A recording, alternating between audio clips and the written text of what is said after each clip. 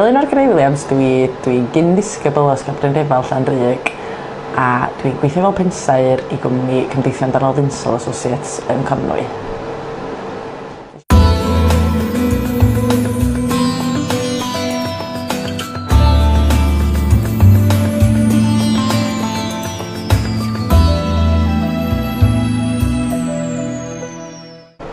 Yn sicr, mae'r ffaith bod fi'n medru defnyddio'r Gymraeg yn hanfodol i hybu ein busnes ni.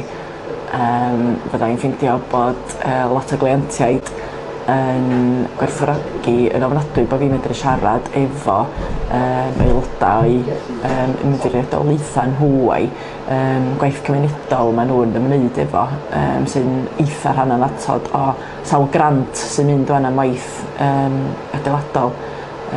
Wedyn yn sicr mae wedi bod yn rhywbeth da ni'n trio hybu fewn y gweithle a hefyd pan da ni'n edrych am staff newydd mae'n sicr yn rhoi dipyn o edge ar heini sy'n gyrru CVs i fewn ata ni.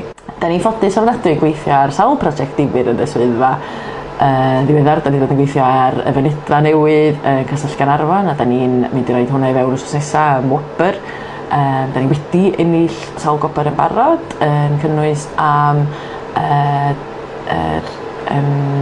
Binia Copor yn Amlwch am geddfa newydd ddaru ennill adeilad y flwyddyn gyn y Royal Institute of British Architects yn 2014.